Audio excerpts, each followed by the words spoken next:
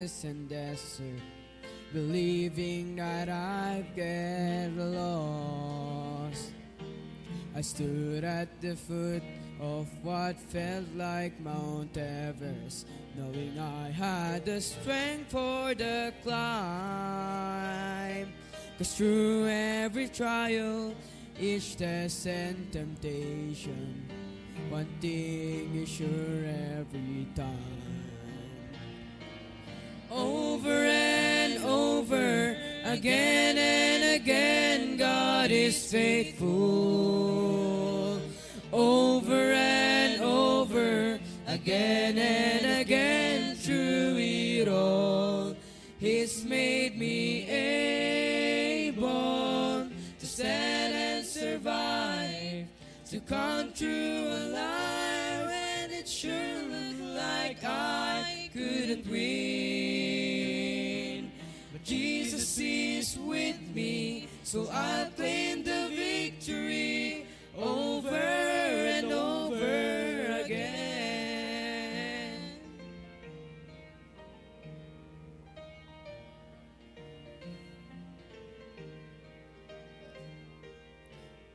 Ask me why, I have no hesitation. God does what He says He will do.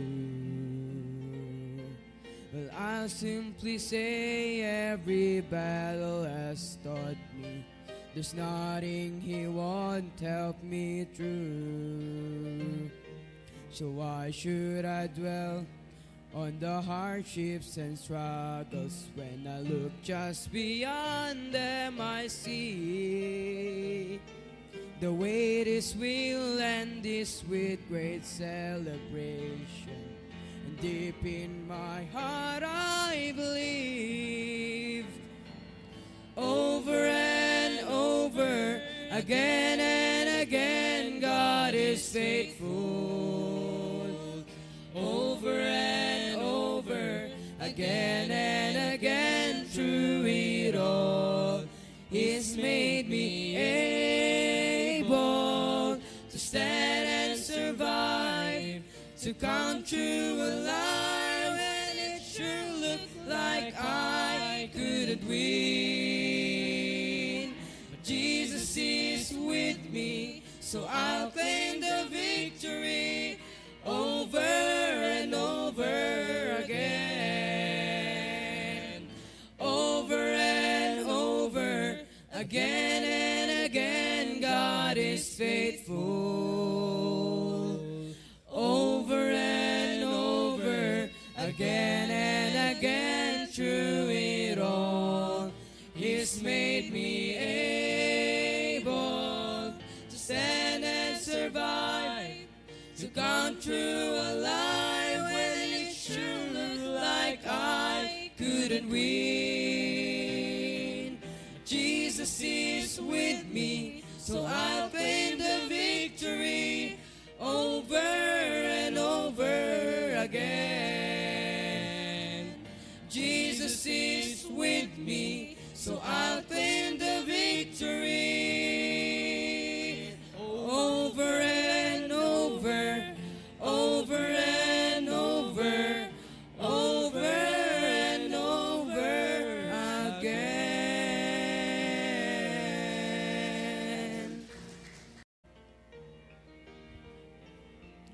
Yes.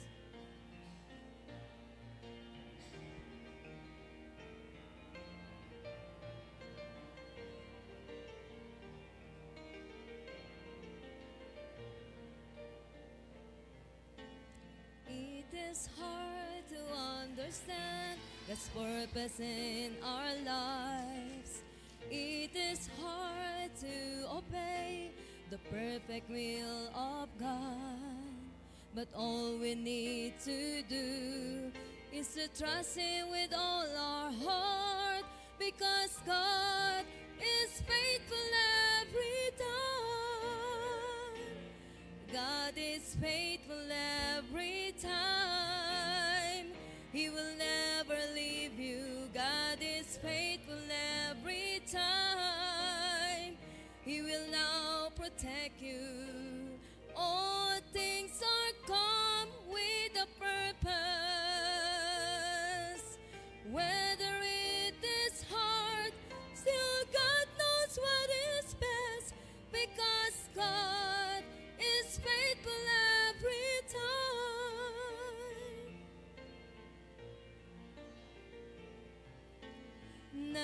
stop to run the race that God has set before us.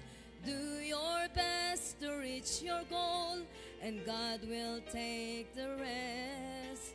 Lay aside your burden at His feet, because God is faithful every time. God is faithful every time.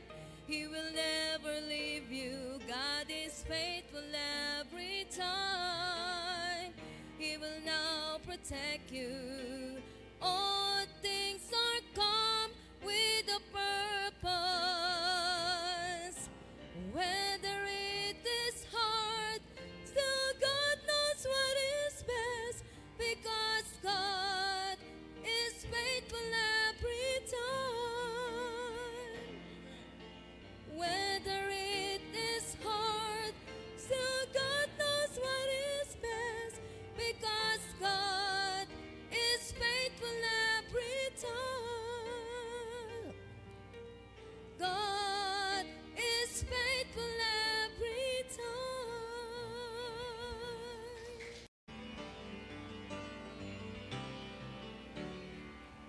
Lately I've been through some testing and trials.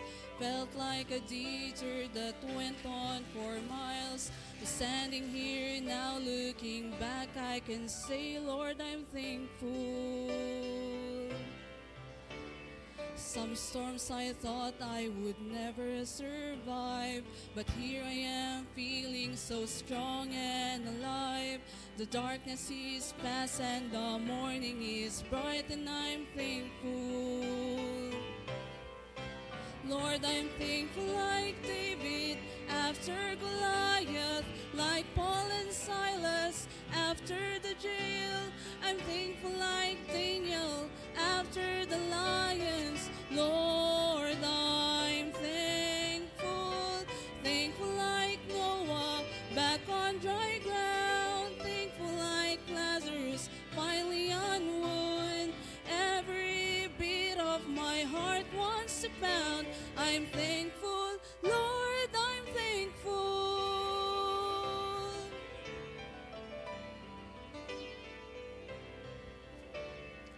I battled giants of failure and fear, shadows of doubt where my hope was unclear. But all along, Lord, you were hovering near, and I'm thankful. All the sins of my past were a thundering roar that echoed the guilt that I could not ignore. But it's nailed to a cross, and I hear it no more, and I'm thankful. Lord, I'm thankful like David after Goliath, like Paul and Silas after the jail. I'm thankful like Daniel after the lions. Lord, I'm thankful. Thankful like Noah back on dry ground. Thankful like Lazarus finally on wood.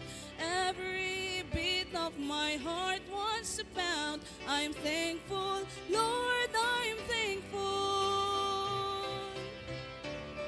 Thankful like Noah back on dry ground. Thankful like Lazarus finally on wood. Every beat of my heart wants to pound. I'm thankful, Lord, I'm thankful. I'm thankful, Lord, I'm thankful.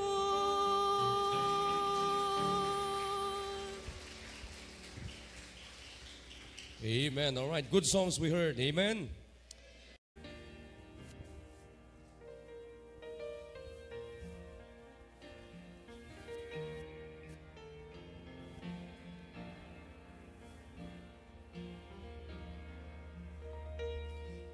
When the hurt goes deeper than the deepest place your heart has ever known, when you're standing in your darkest trial and it seems you're standing all alone, When the tears fall down like bitter rain, and you're wondering if the sun will shine again.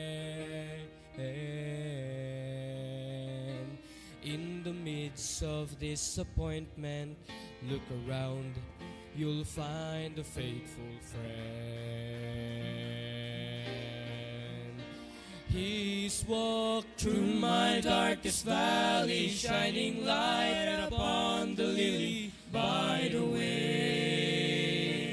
He has picked me up and held me when I thought I could not face another day. And when my heart had stopped its singing and my mind was simply searching for an end, I can tell you by experience, I found a faithful friend. Jesus is a friend that sticks closer than any brother ever can. When the ones that you have trusted proven true, on Him you can depend.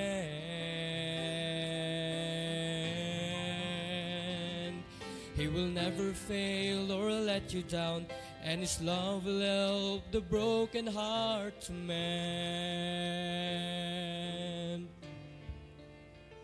So pick up the broken pieces and turn around, you'll find a faithful friend. He's walked through my darkest valley, shining light upon the lily by the way. He has picked me up and held me when I thought I could not face another day. And when my heart had stopped its singing and my mind was simply searching for an end, I can tell you by experience, I found a faithful friend. He's walked through my darkest valley, shining light upon the lily by the way. He has picked me up and held me when I thought I could not face another day. And when my heart had stopped its singing and my mind was simply searching for an end, I can tell you by experience, I found a faithful friend. Oh, I can tell you by experience, I found a faithful friend.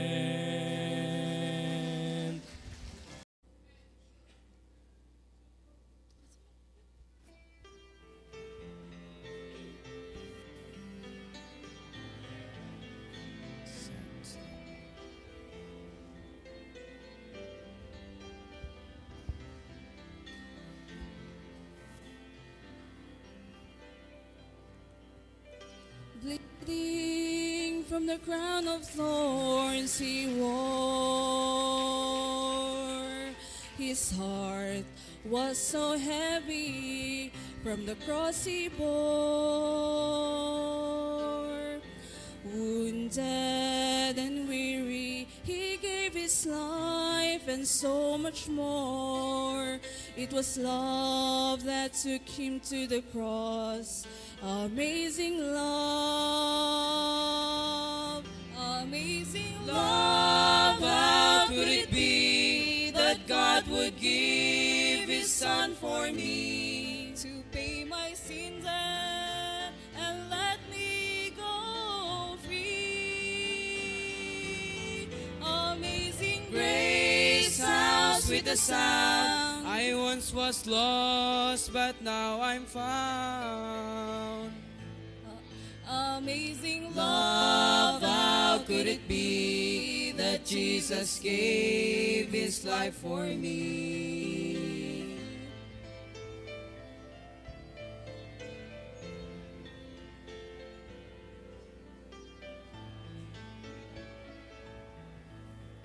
So undeserving of His love, but oh, I am thankful of His precious blood. Though I never understand of what we received, it was love that took Him to the cross.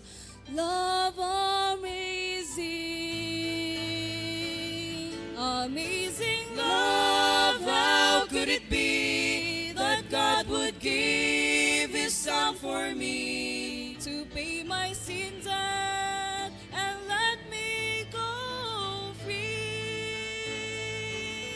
Amazing Grace, how sweet the sound. I once was lost, but now I'm found.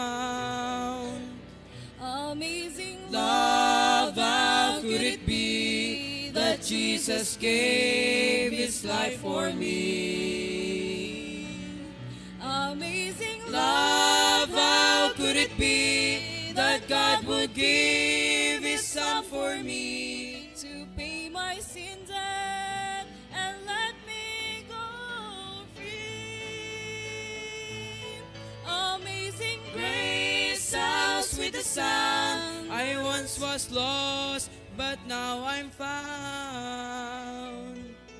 amazing Love, how could it be that Jesus gave His life for me? amazing Love, how could it be that Jesus gave His life for me?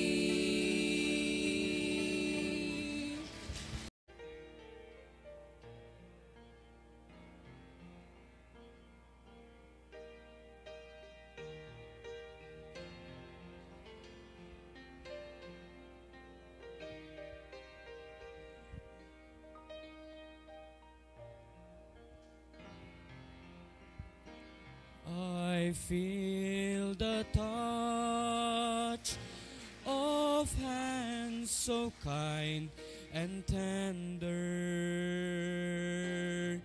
They're leading me in paths that I must trod.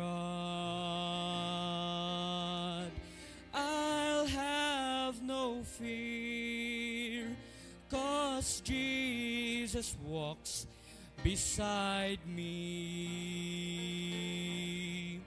For I'm sheltered in the arms of God. So let the storms rage high, the dark clouds rise, they don't worry me, for I'm sheltered safe within the arms of God. He walks with me, and naught of earth shall harm me, for I'm sheltered in the arms of God. Soon I shall hear the call from heaven's portals. Come home, my child, is the last mile you have trod. I'll fall asleep and wake up in God's new heaven. forever sheltered in the arms of God. So let the storms rage high, the dark clouds rise. They don't worry me, for I'm sheltered safe within the arms of God. He walks with me, and naught of earth shall harm me, for I'm sheltered in the arms of God. He walks with me, and naught of earth shall harm me, for I'm sheltered in the arms of God. Yes, I'm sheltered in the arms of God.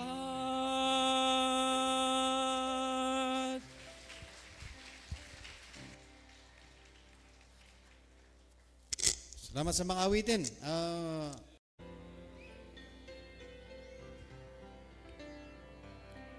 See my Jesus on the cross, the people crying,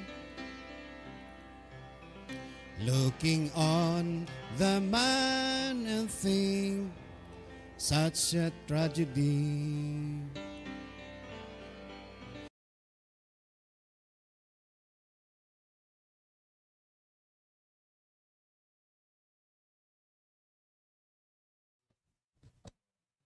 Amen. All right. Magandang umaga sa ating lahat, mga kapatid. Tayo ay magsama-sama muli a few minutes sa umagang ito at tayo mag-uusap patungkol sa discipleship. Paano natin i-disciple yung mga naging bisita natin for 2 Sundays na ating anniversary. Ilan yung nabaptize nung una? 40, ilan yung nabaptize, Inday? 66. Hindi yung una. 44 yata eh. 68 nung pangalawa. Paki-plus mo yan. So, yun yung tatrabahuin natin. Yung mga nabaptize, so kanya-kanyang grupo, yun ang ating i-disciple. Alam nyo, pagka tayo ay nagkaroon ng pag-ibig sa soul winning, ganoon din sa pag-disciple. Automatic yun. Isa lang yun. That's the Great Commission. Soul winning, baptizing, and discipling. So, yan yung tatrabahuin natin. At alam nyo, yan yung pinakamasaya na trabaho ng bawat mananampalataya. Sige, baka nag-prepare pa sila, Dumark. Sige, ikaw na, Brad. Bigyan nyo lang ako ng oras. Ikaw na, Marika. Amen. Good morning po sa ating lahat. So, it's time na sa ating family devotion. At napakaganda na magising po natin yung ating miyembro ng ating pamilya. At sama-sama ulit tayo na mag-aral ng salita po ng Diyos. Okay, at tuloy-tuloy na tayo. At napakaganda nga yung instruction ng ating mahal pastor sa pamamagitan ng katatapos na ating anniversary at revival ay meron tayong dapat tatrabahuin at ipapalo up. Okay, so let's open our Bible. At dito tayo mag-aaral sandali. Sa Book of John, John chapter number 4. So, very familiar na kwento sa Bible na kung saan ay dito po yung nag-umpisa yung ginawa ni Kristo during His earthly ministry ay merong account dito sa Bible na kung saan ay nagkaroon sila ng pagpapatuloy sa Panginoon, pagtitiwala sa Panginoon, pagsunod sa Panginoon, at nag-umpisa lang sa isang babae, the Samaritan woman. At dito lang sa chapter number 4, verse 39, dito tayo mag-uumpisa. At sabi dyan, and many of the Samaritans of that city believed on him for the saying of the woman. So makita natin ay nag-umpisa lang sa isang babae, which testified, he told me all that ever I did. At kung mapapansin nyo, ay itong babaeng ito ay isang Samaritan woman.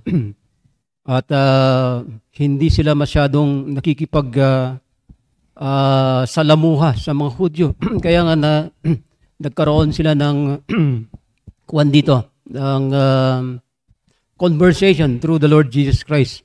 So in verse 40, so when the Samaritans were come unto him, they besought him that he would tarry with them, and he abode there 2 days. And many more believed because of his own word.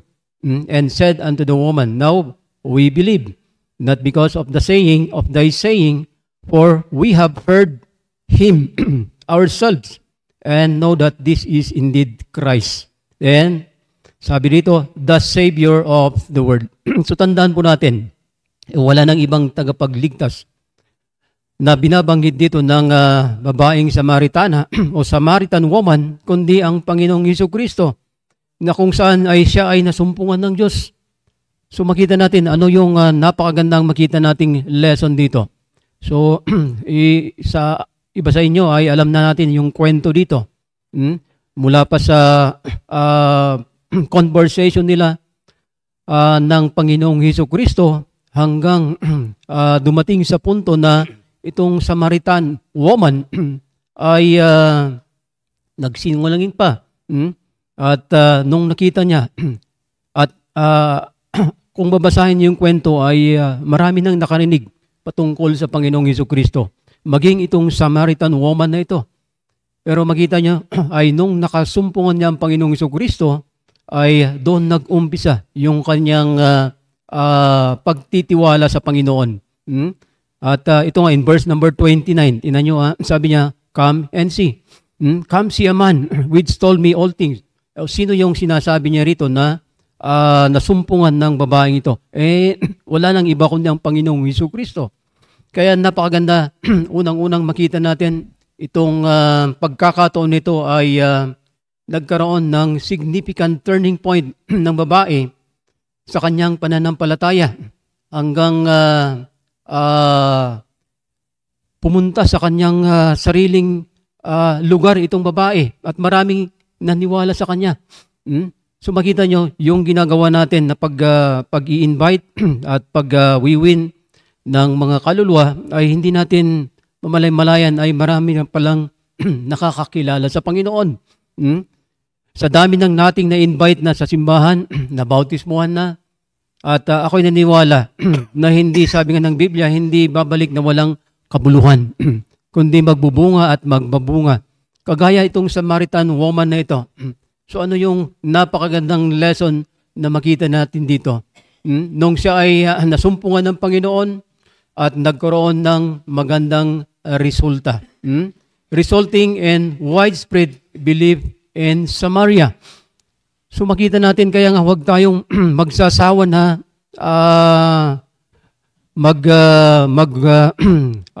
mangangatok sa bawat areas na pinupuntahan po natin. Dahil hindi natin alam na merong Samaritan woman ulit na gagamitin ng Panginoon para makikilala yung Savior of the world. So makita natin dito, the woman testimony. Unang-una yung testimony na ng Samaritan woman. After meeting the Lord Jesus Christ at Jacob's well, went back to her town and told the people, He told me everything I ever did.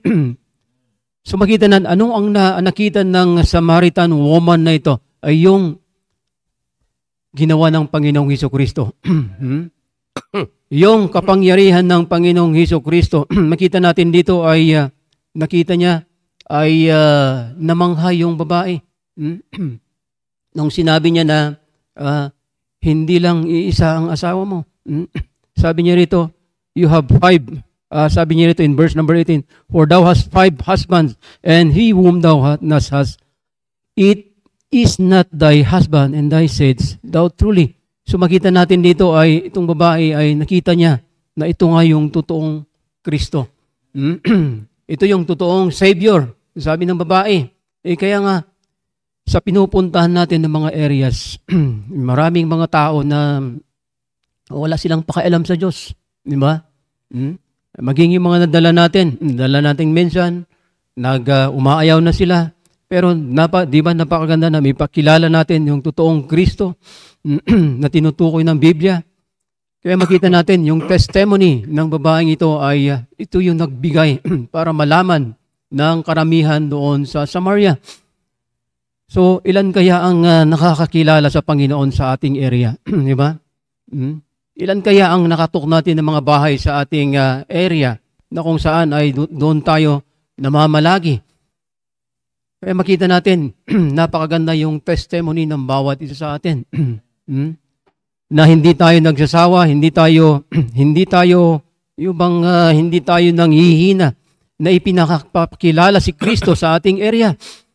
Wala nang ibang tagapagligtas, sabi ng Biblia, the Savior of the world, that is the Lord Jesus Christ. Kaya nga once na pumunta tayo sa area, ay taglay-taglay natin yung magandang testimony natin patungkol kay Kristo. Hindi yung ano-ano yung nakikita sa atin na hindi maayos o hindi maganda. Kailangan may ipakita natin yung good testimony natin patungkol sa pagkakilala natin kay Kristo. Kaya nga sabi ng Biblia, come and see. Kaya nga tayo ay nag-i-invite palagi sa ating simbahan para makilala nila ng lubusan ang Panginoong Hesukristo. Hindi yung in-invite lang natin minsan ay wala na, hindi natin napapollow up, hindi natin nabibisit, at hindi na natin ulit naiimbitahan na dumalo sa bahay-sambahan ng Panginoon. So paano nila makikilala ang totoong Diyos? Di ba? Once a week mo lang makita, makausap, ay hindi nila makakilala. Kaya napakaganda na makita yung magandang testimony natin patungkol kay Kristo. Lalong-lalo na tayo, medyo matatagal na sa simbahan. Ay marami na tayong narinig. So ito yung ituturo natin sa kanila. I-share natin si Kristo sa kanila. Kaya huwag tayong magsawa na ipangaral ang Ebanghelyo ni Kristo. At ako'y naniniwala na hindi babalik na walang kabuluhan yung pangangaral natin sa kanila. Magbubunga at magbubunga kagaya ng Samaritan woman na sumpungan ng Panginoon. Ano yung pangalawang makita natin? Yung resulta.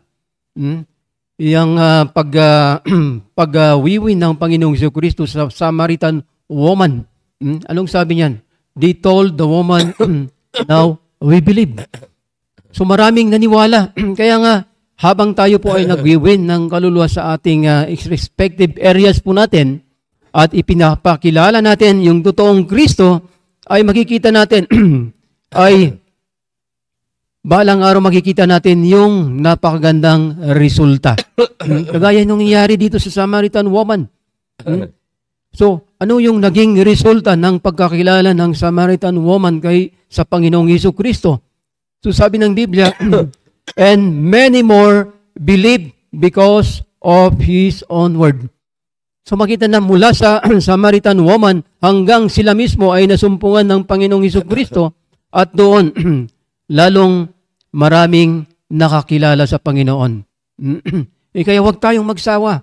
Kaya sabi ng ating pastor, i-follow up natin yung mga nadala natin na bautismuhan at lalo nating ipakilala yung totoong Kristo na pinaniniwalaan natin mula sa Biblia.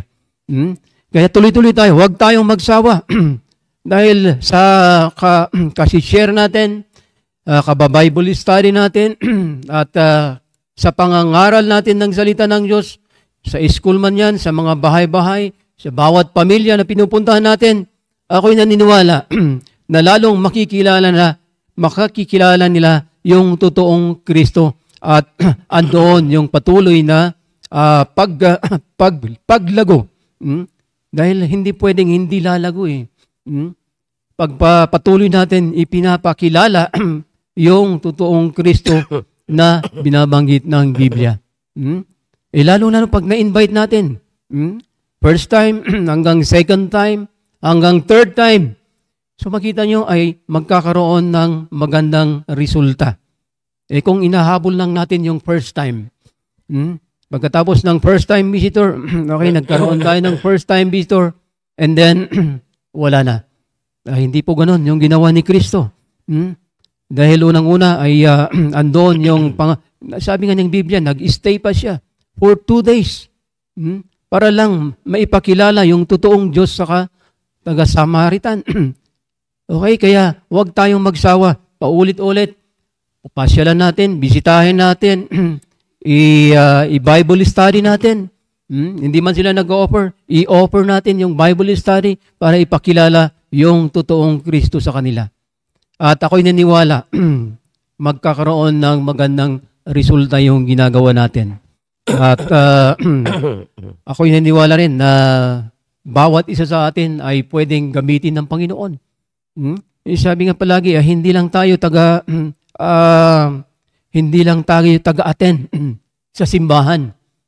Dahil iba yung nag-a-attend. Paulit-ulit na naririnig ko sa ating pastor na pag ikaw ay uma-attend lang sa simbahan, uma-attend ka lang. Hindi ka totoong naglilingkod sa Panginoon, hindi ka totoong nag-i-involve sa gawain ng Panginoon. Pero pag ikaw ay may ministry, meron kang, sabi nga ni pastor, meron kang pinupuntahang sarili mong area, ay doon ay maipapakilala natin ang totoong Kristo sa mga tao. Hindi yung nag-a-attend ka lang, nakikinig ka lang, at wala kang ginagawa. Hindi po ganoon ang totoong pagiging Kristiyano. Kaya mga kapatiran, ako'y naniwala, pag tayo po ay sama-sama na mag-involve, magpakilala sa totoong Kristo, mag-win pa ng maraming kaluluwa sa ating area, ako'y niniwala. Sabi nga ng ating pastor, ay hindi lang mapupuno natin, hindi lang every Sunday, kundi every Wednesday, yung ating bahay-sambahan ng Panginoon. At yun lang sa akin. Magandang umaga po sa ating lahat. Amen. Alright. Sige. Tuloy-tuloy lang tayo. Si Dumark, pakinggan natin. Si Dumark. Good morning po. Ayan, dito po tayo sa bahay po na Magapita po. At marami po ngayon, sir. Ayan. Amen. Sige. Ayan, sir. Ayan, sige po, tuloy-tuloy tayo. Dito tayo sa Book of Acts, chapter 5. Ayan. Acts chapter 5, verse 42.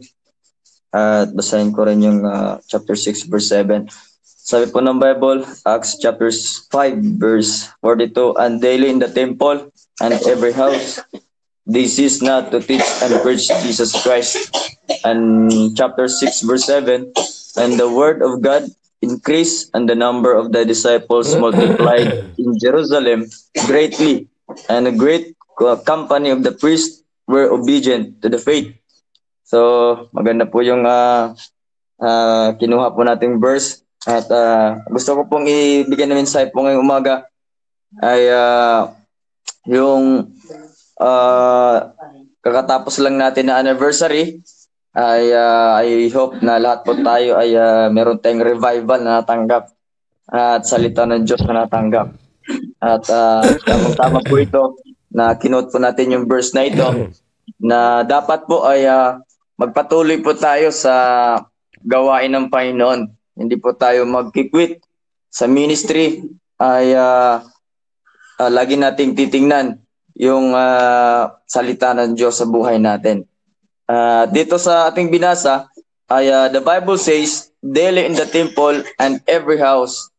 At sabi ng Biblia ay sa simbahan sa panahon na ito in the temple ay sa panahon na ito yung mga apostol ay ang ginagawa nila ay sila ay nagpipreach, ay nagbahay-bahay sila to preach Jesus Christ, no, sa panahon na ito.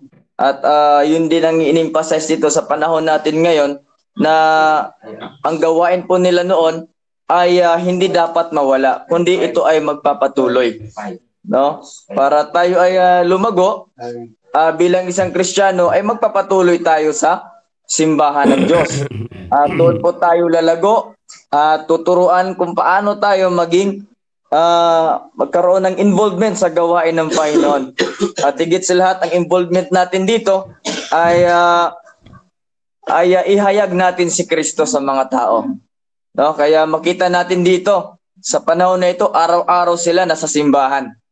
No? At nung doon sila sa simbahan, ay ito lagi kong nakikita ay daw sa mga Bible studies po namin, ay lagi kong ini-emphasize talaga yung Word of God, yung salvation na tinanggap nila. Dahil sabi ko nga, ay hindi sila lalago kung hindi sila makikinig ng salita ng Diyos, kung hindi Word of God ang kanilang maririnig. Kasi maliwanag naman dito sa sinabi po ng Biblia, in chapter 6 verse 7, and the Word of God increased, and the number of the disciples multiplied in Jerusalem greatly, and a great company of the priests were obedient to the faith. So dito po makita natin ay sabihin natin na yung mga nadadala natin ng mga bisita nung anniversary, kung hindi mag-i-increase ang salita ng Diyos sa kanilang buhay, ay hindi sila makapagpatuloy sa simbahan. So we need tayo na mga nagdadala ng tao, ng bisita, especially yung mga na-baptize na. So we need to visit them. No, i-follow up natin sila. At anong gagawin natin? Dadagdagan natin sila ng salita ng Diyos. Didiligan natin sila ng Word of God. No, kasi nakakalungkot man po, sabi nga ni Sir Edgar kanina, ay marami nang nakapunta sa simbahan pero hindi na rin bumalik. Pero ang tanong, bakit hindi na bumalik? 'Di ba? Anong kulang? Salita ng Diyos. Yun lang po Kaya makikita natin yung problema, lalo na sa area natin, nasaan na yung mga dinidisciple natin, bakit yung iba nawawala? Sapagkat, aminin man natin nun hindi, marami tayong pagkukulang sa kanila. No? Marami tayong pagkukulang na napabayaan natin sila. Diba? At hindi salita ng Diyos ang nag-i-increase sa kanila, kundi ibang bagay, material na bagay. Kasi maliwanag naman sa Biblia na bakit dumami ang mga disciples sa panahon na ito? Bakit sila nagmumultiplied? Ano ang kasagutan? The Word of God increase. No? The Word of God increase. Ang salita ng Diyos ay lumalago ang kanilang pananampalataya sa salita ng Diyos. That's why, mga kapatid, sa panahon natin ngayon, ano dapat ang ating palalaguin sa buhay natin bilang isang Kristiyano, anak ng Diyos? Walang iba kundi mananatili tayo sa salita ng Diyos. Amen. Kaya nakakalungkot na pag umalis ka sa salita ng Diyos, anong pundasyon mo sa buhay mo? 'Di ba? Hindi ka lalago, hindi ka magagamit sa gawain ng Panginoon. Kaya mahalaga na talaga, ito sinasabi ko kanina, na mahalaga daily in the temple sa panahon na ito, araw-araw sila sa simbahan. Sa atin, nagpupunta tayo sa simbahan, Wednesday, Saturday, Sunday. Nakakalungkot lang, kadalasan every Wednesday ay kunti lang talaga ang tao. Diba? Kukunti lang tayo. Kaya yun sabi nga ni Pastor na narinig namin, dito natin makita yung sukatan ng ating sukatan ng isang Kristiyano pagdating sa midweek service. Kasi kukunti lang talaga No? Tingnan natin, kukunti lang yung nag-i-invite at hindi na nakapagdala ng bisita, ilan-ilan na lang. So, bakit? Anong problema? Anong problema, mga kapatid? Ang problema is hindi nag-i-increase ang salita ng Diyos. Di ba? Hindi lumalago. Bakit hindi lumalago? O sabihin natin, nag-area ka pero hindi ka na umiikot ka lang sa area, hindi ka nagsusulwining, hindi ka kumakatok sa bahay, hindi mo pinipreach ang Panginoong Hesus-Kristo, paano madagdagan ang simbahan? Di ba? Paano magkaroon ng disciple sa church? Kung hindi naman pupunta tayo sa simbahan na wala tayong nadadala.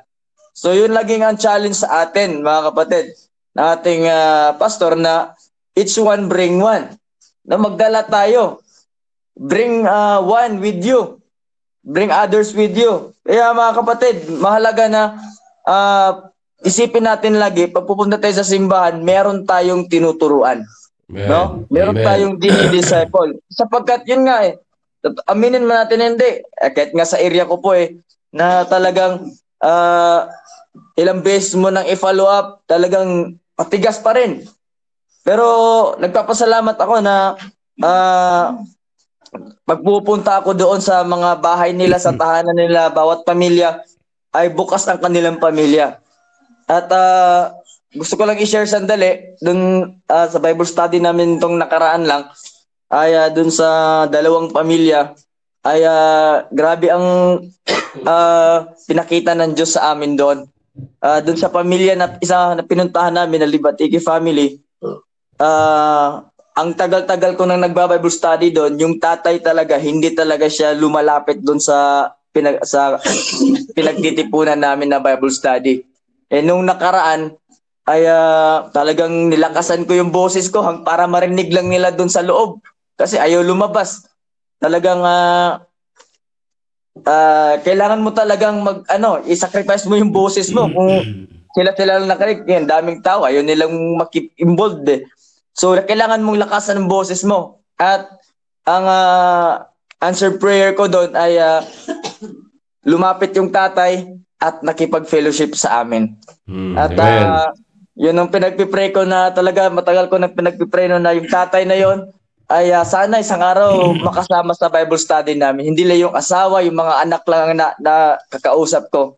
At kami natutuwa na nung Bible study namin, lumapit siya at nakinig siya ng salita ng Diyos. Ay talagang grabing miracle ng Panginoon para sa akin po yun. Ay grabing answer prayer po ako na yung tatay na yun ay nakasali na sa Bible study namin. At pagkatapos pa, nag-fellowship pa kami, nag-usap-usap pa kami patungkol paano sila lumago sa salita ng Diyos. Kaya sabi ko nga talaga, totoo ang sabi ng Biblia na pag ang salita ng Diyos ang mag-i-increase sa bawat isa sa atin, maraming idadagdag ang Diyos. Yeah, idadagdag amen. sila. Kaya totoo talaga itong sabi ng Biblia, and the word of God increased and the number of the disciples multiplied. Kaya naniwala po talaga ako na ang salita ng Diyos ay makapangyarihan, totoo sa buhay natin. Kaya maganda na ito ang isa sa buhay natin. Kaya I pray sa Panginoon na yung pamilya na ito ay maging faithful sila at ang goal ko dito na makasama po yung tatay na ito sa ating simbahan. At yun ang panalangin ko na hindi po madali talaga. Ilang taon na kami nagpupunta doon, hindi talaga sumasali sa Bible study namin. That time talaga nung Bible study namin noon ay nitong Webes lang ay grabe. Grabing pasasalamat ko sa Panginoon na naka-join siya sa Bible study. At yun ang pinapasalamatan ko. Kaya talaga na wag nating hayaan na yung simbahan ng Panginoon ay hindi lalago. Kundi tulong-tulong tayo na ibahagi natin si Kristo. Bahay ba, house to house? Sabi nga ng Bible, daily in the temple and every house. This is not to teach the preach of Jesus Christ. No? Hindi sila tumitigil sa pagtuturo at pangangaral na si Jesus Christ ang ating Diyos. Kaya sa panahon na ito, yun ang gagawin natin mga kapatid. Huwag tayong huminto na mag-share, magturo ng salita ng Diyos. Ituro natin si Kristo sa mga pamilya na hindi pa naabot ng salita ng Diyos. So, yun na po sir. Salamat po. Amen, amen. Ayan, alam nyo, totoo yun. Yan ang kailangan natin. Alam nyo, ang pinakamaganda talaga na matutunan ng bawat isa, mag-soul winning, magdala ng bisita, mabaptize, mag-disciple. Diyan lang dapat umiikot ang ating buhay Kristiyano. At ngayon, ang pag-uusapan natin ay the miracle of the Holy Spirit or the miracle of God. Now, let's go back to the book of Acts in chapter number 2. madalas natin pag-usapan ito. Pero gusto kong makita nyo yung miracle. Anong ibig sabihin ng miracle? The extraordinary power of God. The extraordinary power of God. We need the extraordinary power of God in our lives. Hindi natin kailangan ng ano-ano paman. Ang kailangan talaga natin yung extra na kapangyarihan ng Diyos. Yan ang kailangan natin. Tingnan nyo dito. Acts 2:41, ano nakalagay dito? Then they that gladly received His word were baptized. And the same day there were added unto them about 3,000 souls. And they continued steadfastly in the apostles' doctrine and fellowship and in breaking of bread and in prayers. And fear came upon every soul, and many wonders and signs were done by the apostles. And all that believed were together, and had all things common, and sold their possessions and goods, and parted them all to all men, as every man had need. And they continuing daily with one accord in the temple, and breaking of bread from house to house, did eat their meat with gladness and singleness of heart, praising God and having favor with all the people. And the Lord added to the church daily such as should be saved. Now, gusto ko makita nyo yung miracle ng Diyos dito, yung kapangyarihan ng Diyos dito, yung extraordinary power of God. Now, in chapter 1, makikita nyo dyan, sa chapter 1, mga kapatid, ilan pa lang sila dito? 120 pa lamang sila dito. Chapter 1, verse number 15. Pero mapapansin nyo dito, in verse number 14, chapter 1, anong nangyari sa kanila? Sabi dito, this all continued with one accord in prayer and supplication with the women and Mary, the mother of Jesus, and with his brethren. So mapansin nyo dito, the word, ang gusto kong mapansin nyo na isa dito, ay yung sinasabi dito na all continued. All continued. Sabi dito sa back to chapter 2, verse number 41, ano nangyari dito? Sabi ng Biblia, they continued. They continued steadfastly. Dito sa verse number 46, continuing daily. Now, makita nyo yung word na ginamit dyan ay yung word na continued, yung word na continuing daily. Okay? Sa grammar, yung continued ay nasa adjective form. Nang ibig sabihin niyan ay lasting or extending without interruption. Yan, lasting or extending without interruption. It means ceaseless, continuous, non-stop. Yan, non-stop, uninterrupted, perpetual. Ibig sabihin, tuloy-tuloy. Yan, tuloy-tuloy sila. Hindi tumitigil. Same as the word continuing. Yan, nasa ano yan? Nasa tinatawag na adjective. Ibig sabihin, continuous, constant,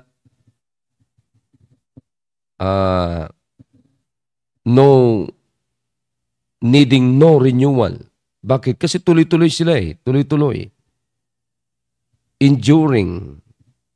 Yan. Continuing, it means enduring. Tuloy-tuloy. Hindi tumitigil. Ngayon, yan ang gusto ko makita nyo dyan sa pagkakataon na ito, mga kapatid. Ay, itong nakaraang revival natin, mapansin ninyo, ay hindi man natin naabot yung goal natin, pero ilan yung nabaptize nung first Sunday, 44, nung last Sunday ng anniversary natin, meron tayong 68 ayon doon sa record natin. Ngayon, anong gagawin natin doon? Kinakailangan trabahuin natin para sila ay magpatuloy. Okay? Magpatuloy. Nakita nyo dito sa chapter 1, pinakita ko sa inyo, 120 sila. Sa chapter number 2, ginamit ng Diyos yung okasyon nila, yung tradisyon nila na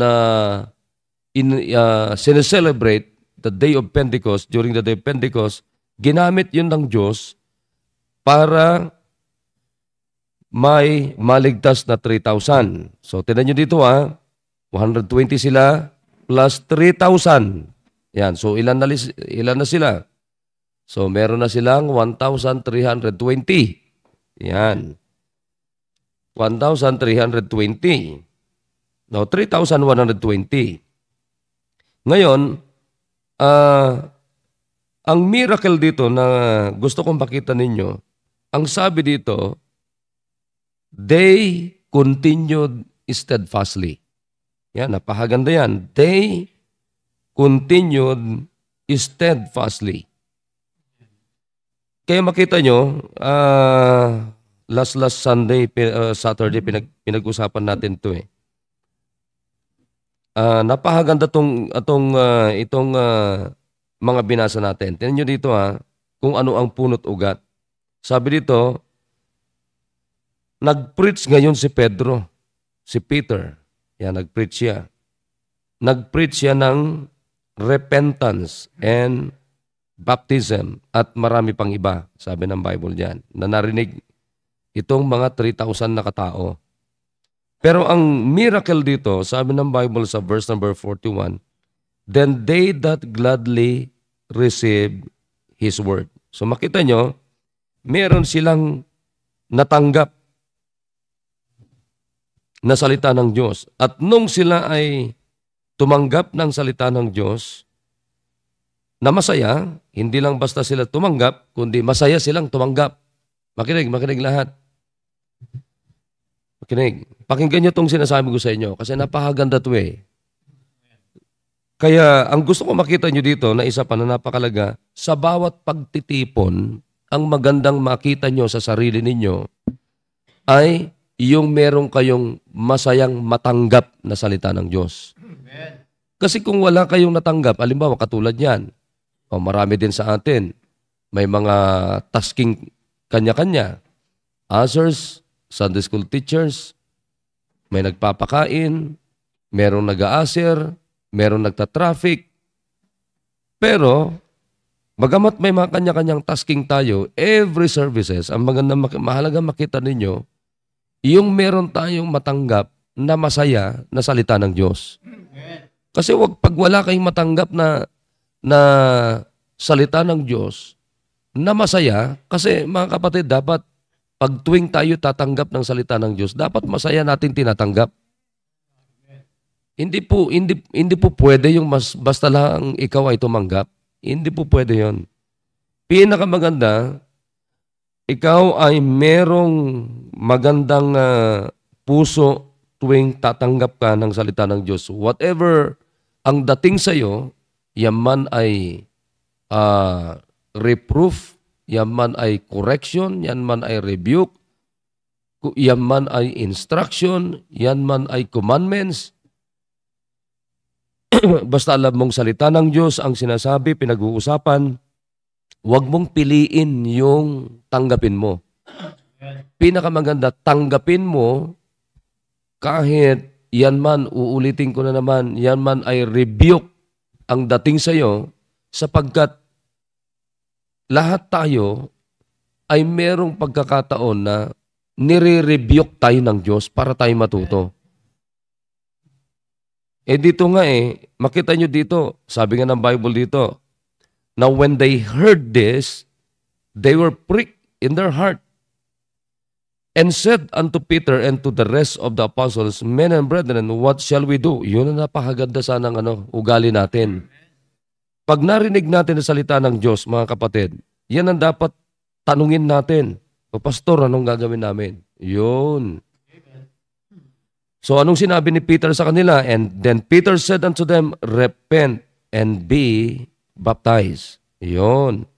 Every one of you in the name of Christ, in the name of Jesus Christ, for the remission of sins, and ye shall receive the Holy Ghost, or the gift of the Holy Ghost. So makita ninyo, yan ang pinakamagandang ugali natin. Huwag kayong mau-offend. Huwag kayong magagalit. Huwag kayong magtatampo. Alam nyo, yung nagtatampo ka, ugaling yan ugaling walang tinanggap na salita ng Diyos. Pero pag may tinanggap ka na masaya sa puso mo na salita ng Diyos, hindi ka ngayon magagalit at ang sasabi mo, katulad ng mga nakapakinig na ito, what shall we do? Yun. Anong gagawin namin? Preacher, anong gagawin namin? Pastor, anong gagawin namin? Yun ang totoong may tinanggap na masaya. Alam niyo, pag sinabi mong gladly receive, it means meron kang maayos na puso. Kasi masaya mong tinanggap. So, tinan mo ang ganda tingnan niyo yung miracle dito.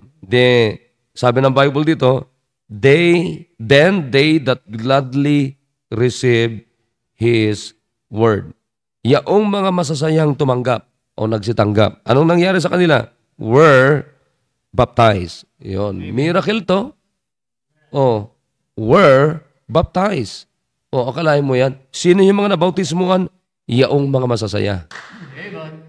Masaya ano?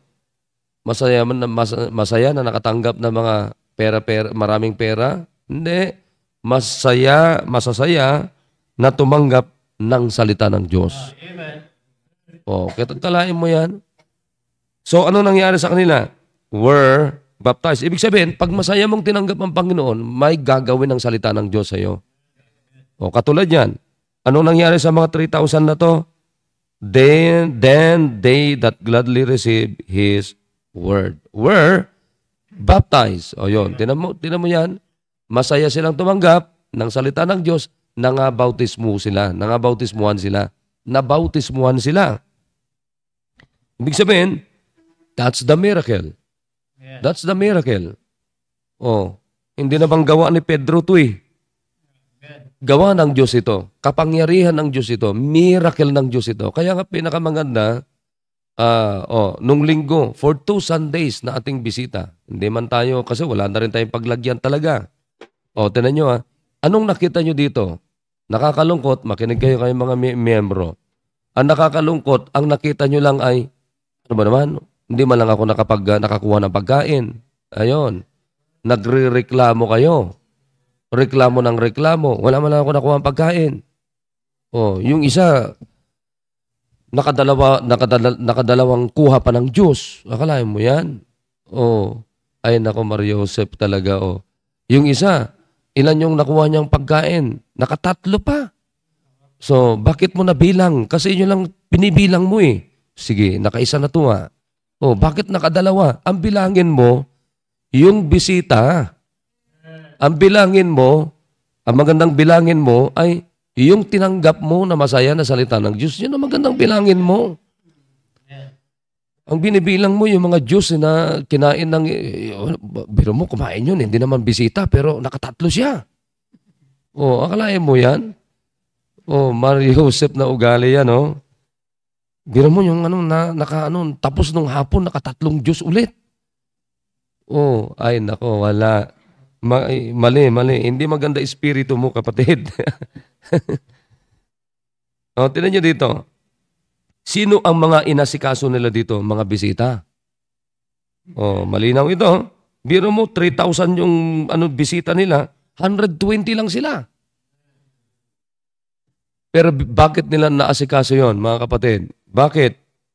Because they have they have the first one to gladly receive the Word of God. Kasi yung 120 na ito, sila yung masayang nakatanggap muna ng salita ng Diyos na nagpapatuloy. Tinan mo, nagpatuloy sila. Dito sa binasa ko sa inyo, di ba? Nagpatuloy sila. Balikan natin ulit. Ano na kayo dyan? This all continued, chapter 1, verse number 14. with one accord in prayer and supplication. Tuloy-tuloy sila. Ilan sila? Verse number 15, 120. Ay ginamit ng Diyos yung yung okasyong ito. Day of Pentecost. Nag-preach ngayon si Peter. Sabi ng Diyos kay Peter, Peter, mag-preach ka. Nag-preach siya ngayon. Lalong pinakita ng Diyos yung kanyang extra power. Extraordinary power. Ano yon? Miracle. Ayan. So maraming masasayang tumanggap. Ang sabi nila, Peter, anong gagawin namin? Sabi ng 3,000 na ito. Anong sagot ni Peter? Sabi niya, everyone repent and be baptized. Every one of you in the name of Jesus Christ for the remission of sins. So, ayan. Tumanggap sila na masaya. Tapos, anong sabi ng Biblia? Na-baptize sila. Okay? Nabautismuhan sila lahat. Isipin niyo yun. Alam niyo, iniisip ko nga paano kaya binaptize ni Peter yung 3,000 na bisita nila? Kalahin mo yan, paano kaya binaptize yun? Kasi sabi ng Bible dito ay, the same day, there were added unto them about 3,000 souls. Nabautismo ang lahat yon. Parehas na araw. Nagdala kaya sila ng kanya-kanyang damit? Ano kayang ginawa nila yon? Sabi nga ni, pero mo si Brad Tom nung nakaraang linggo, nagbabaptize siya. Abay, nangawit na siya. 68 pa lang yon. Nagbaptize ka rin, Brad Edgar? Salitan sila, sabay sila ni Brad Edgar. Biro nyo yun? Ang ginagawa itong mga in charge sa baptism, ginagawa nila, binabanlawan nila, tapos ini-spin ka agad. Di ba? Yan ang sinasabi ko sa inyo, yan ang gusto ko, may isip, may remedyo. Habang yung iba ay nakatatlong Diyos na, yung iba naman ay nag-aasikaso para maraming mabaptize. Di ba? Nakatatlong Diyos na yung iba. Ano yon? Stop pa yata yon. Nakatatlong Diyos na yon. Pero hindi nila alam yung iba ay nakatatlong deal na ng baptism. Ini-entertain, inaasikaso yung mga bisita. Yung iba naman ay nakatatlong impake na. Sarap pa naman din yung huli. Ilan lang yung bisita natin nakarang linggo? 205. Ayun dun sa record. Yung dumating na ilan yung unang dumating? 200? 250, meron pang bisita na hindi nakakain. Grabe naman yun, ang isipin nyo yun, 250 na dumating na pagkain natin, yung bisita yata ng Firebrands sa inyo. Yung bisita ng Firebrands, hindi raw nakakuha ng pagkain. Akala nyo yan, samantalang 205 yung bisita natin, 250 yung pagkain. Sinong kumain? Ako honestly, mga kapatid, honestly, hindi ako nakakain ng isang hindi ko natikman yon.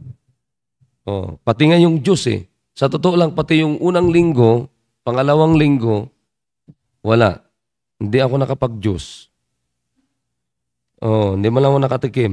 Hindi rin ako nakatikim ng pagkain. But anyways, ang magandang makita natin na mirakulo dito mga kapatid, ay yung paano nila inasikaso, paano sila masayang tumanggap, paano sila nagpatuloy. Amen. Tingnan yung miracle ito. Isipin mo, 120 lang sila na nag-aasikaso, pero ilan yung inaasikaso nila? 3,000, outnumbered sila. Pero kahit na outnumbered sila, alam nyo, ang pagkilos ng Holy Spirit, mga kapatid, ay very grabe to. Miracle talaga ito. Pag sinabi mong miracle, hindi mo na pwedeng paliwanag yan. Diyos na lamang ang makapagpaliwanag yan. Isipin mo to, paano kayo binaptize ni Peter yon? Siguro sabi ni Peter, alright, lahat, dito kayo 3,000. Dito ba kayo? Pag sinabi kong lubog, wala pang bihis-bihis yun, mga kapatid. Siguro umuwi sila na basang-basa. Pag sinabi kong lubog ha? Sinabi ni Pedro siguro, lubog. Lubog silang lahat. Ahon silang lahat. Pero masaya silang gumagawa. Amen. Masaya sila habang ginagawa. Walang nagrereklamo, walang lamangan. Di ba? Non-stop. Nabaptize yung 3,000, so ilan na sila? 3,120. At anong nangyari doon? And they continued steadfastly in the apostles' doctrine and fellowship and in breaking of bread and in prayers. Anong nangyari sa kanila? Continuing daily. And the Lord added to the church daily. Akalain mo yan, nagpatuloy sila daily. So, nagdadagdag ang Diyos daily. Paano sila nagpapatuloy? Masaya silang nagpapatuloy. Yun, dapat ganun din tayo. Kasi may pattern tayo. Yun yung simbahan na pinanggalingan natin. So, yan ang gusto ko makita nyo na miracle ng Diyos, mga kapatid, ngayong umaga. Last Sunday, alam mo, miracle din ng Diyos yun. Kaya kayo, sige nga, kasama ba kayo sa miracle ng Diyos na nangyari for 2 Sundays anniversary na meron tayo? Sigurado nyo lang na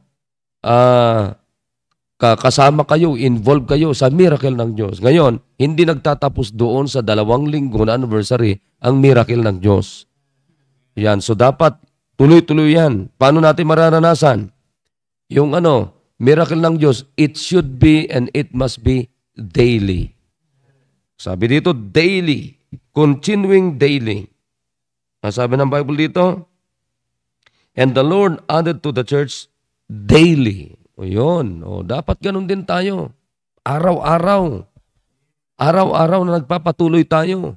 Araw-araw na tayo, mga kapatid, ay nakakaranas ng extraordinary power of God. That's the miracle of God.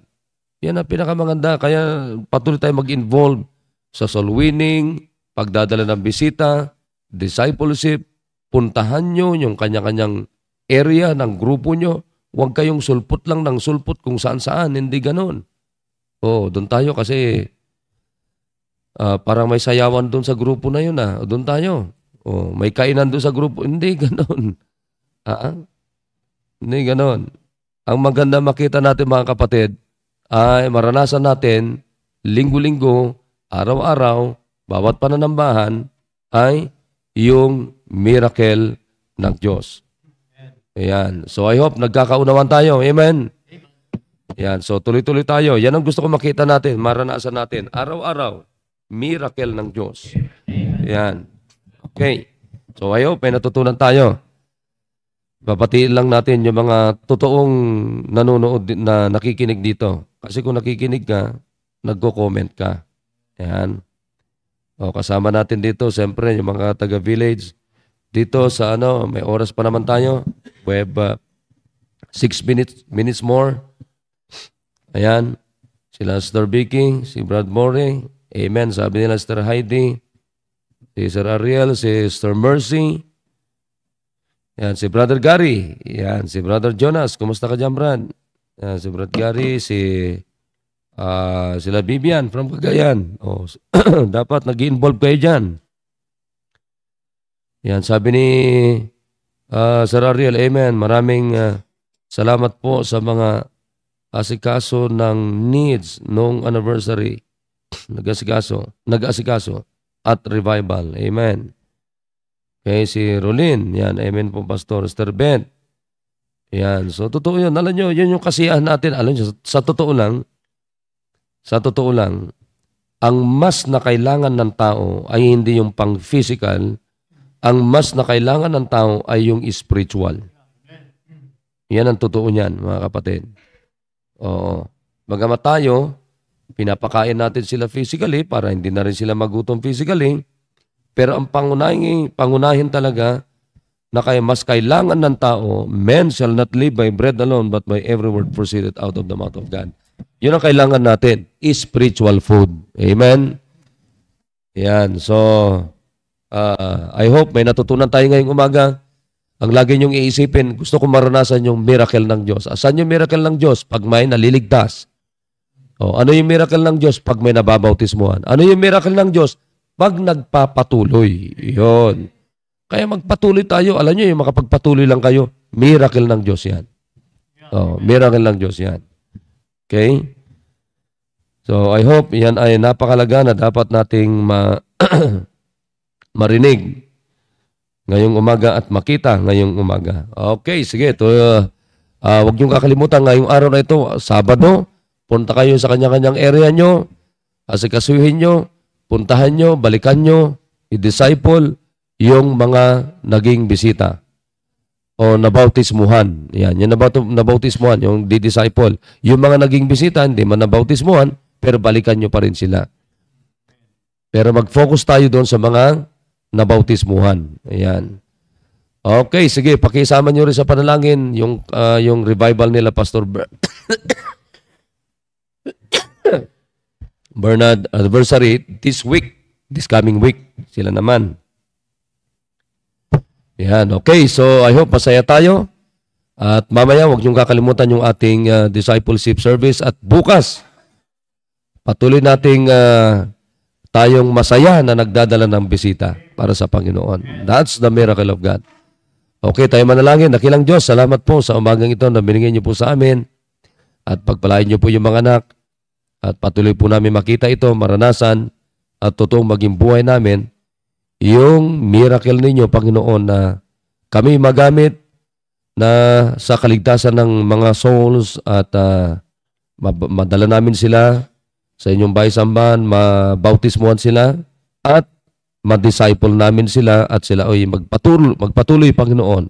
Hindi lang sa bawat pananambahan sila magpatuloy, kundi daily, araw-araw. Ganon din po bawat isa. Salamat po. At pinupuri kayo namin, pinapasalamatan. In Jesus' name, amen. Alright, so salamat sa ating lahat. Good morning sa ating lahat. God knows that I love you all. And see you this afternoon at lalong-lalo na sa araw ng bukas. Salamat po. God bless us all.